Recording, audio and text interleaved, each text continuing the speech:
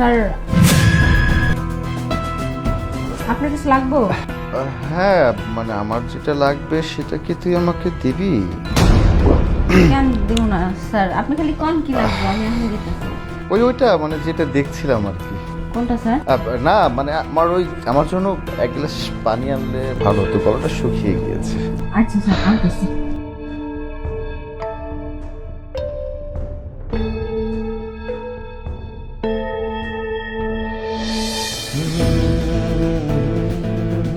Sir হ্যাঁ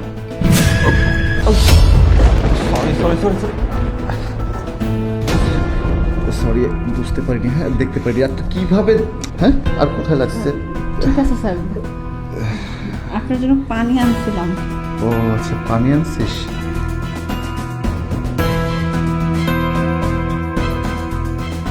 কি করতেছেন স্যার?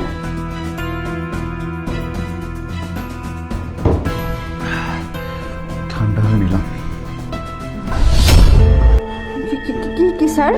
আমি তোকে বলছিলাম না যে আমি যে জিনিসটা চাই সেই জিনিসটা তুই আমাকে দিবি না? আমি তো সেই জিনিসটা দরকার আমার। কি তোকে কি করতেছেন?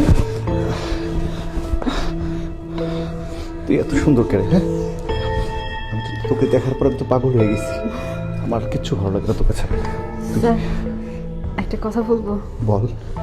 আমারও না আপনাকে অনেক ভালো লাগে। সত্যি? খালি ম্যাডামের জন্য কিছু বলতে পারি না। তোর ম্যাডামের কথা কস কি? তোর ম্যাডাম আমি ডিভোর্স দিয়ে তোর আমি বিয়ে করবো। তুই শুধু আমার একটু আমার দিকে নজর দে, দেখবি সব তোর জন্য আমি করে ফেলছি। তোর তুই বাড়িতে কাজ করতে হবো না, রান নিয়ে থাকবি।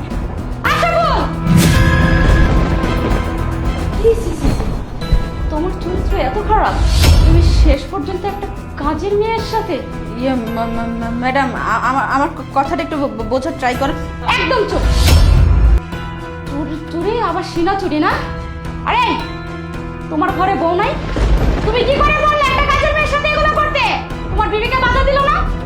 তুমি যে একটা নোংরা মন মানসিকতার মানুষ সেটা তুমি আজকে আমাকে প্রমাণ করে দিলে নতুন করে। ছি ছি ছি।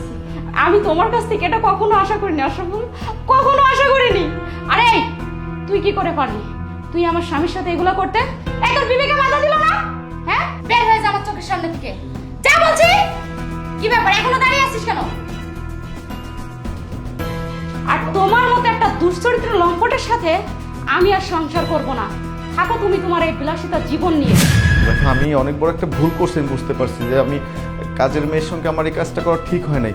প্লিজ এবারকার মতো আমাকে ক্ষমা করে দাও। আমি কখনো, আমি যে কান ধরতেছি আমি কখনো আমি এমন কাজ করবো না। প্লিজ আমাকে ক্ষমা করে দাও। তোর মতো একটা দুশ্চরিত্র লোকের সাথে না আমি আর এক মুহূর্তে সংসার করব না।